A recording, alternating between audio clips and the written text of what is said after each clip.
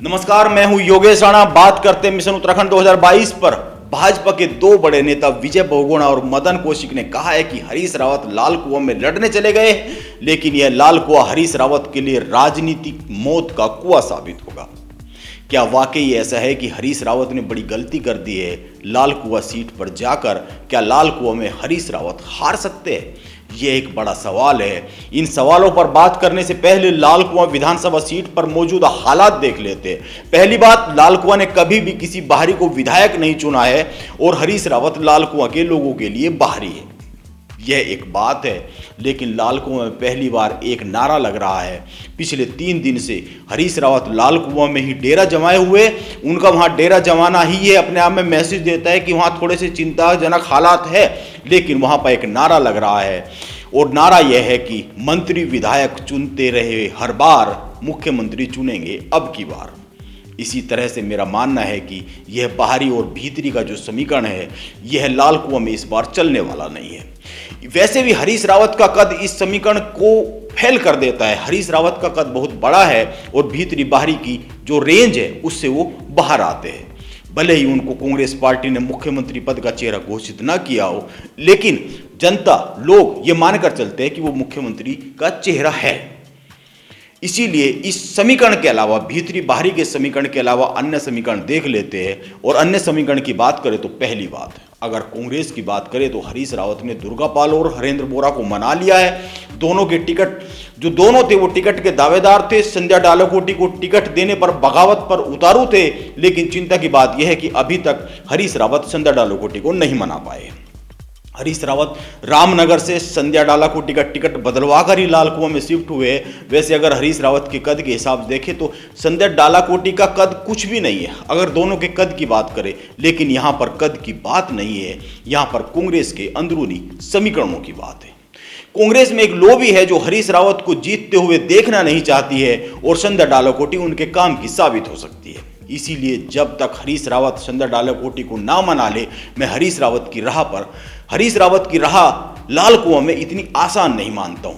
मैं एक बार फिर कहता हूं कि बात यह नहीं है कि हरीश रावत के सामने संध्या डालाकोटी का कद कितना बड़ा है, सवाल यह है कि कांग्रेस में अंदरूनी चल क्या रहा है। कई बार कमजोर कड़ी भी बड़ा नुकसान कर देती है, वो भी तब जब कमजोर कड़ी को मजबूत लोग पीछे से सपोर्ट कर रहे होते हैं।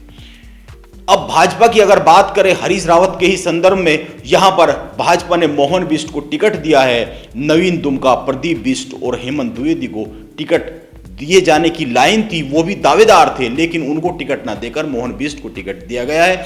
लेकिन मोहन बिष्ट कुछ दिन पहले ही भाजपा में एंट्री हुई है और टिकट पा गए हैं, इसीलिए उनका विरोध है पार्टी में। कई सारे जो नाम मैंने बताए ये उनका विरोध करते हैं। और ध्यान में रखना चाहिए कि लाल कुआं ग्रामीण बहुल सीट है, लेकिन यह गांव उस तरह के गांव नहीं है जैसे पहाड़ में होते हैं या फिर जैसे गांव की अवधारणा है। ये समृद्ध गांव है। लाल कुआं में बड़ा इंडस्ट्रियल एरिया है और यहाँ पर खनन का भी बड़ा काम होता है।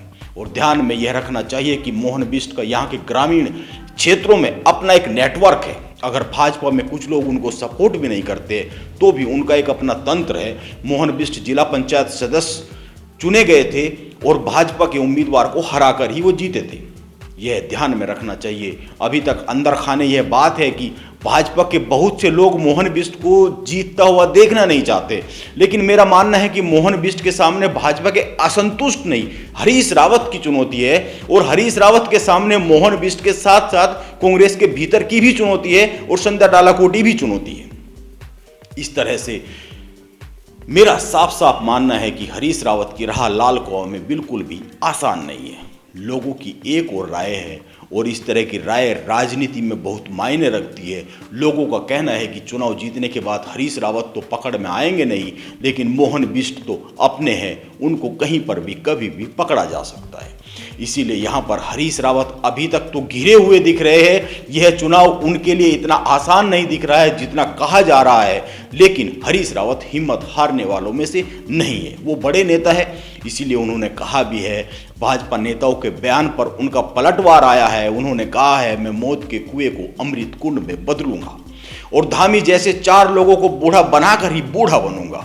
अब देखते हैं, क्योंकि फैसला जनता जनार्दन के हाथ में है। वो तय करने वाली है कि किसके सिर पर जीत का सेहरा बंधेगा। नमस्कार, आप बने रहे मेरे साथ।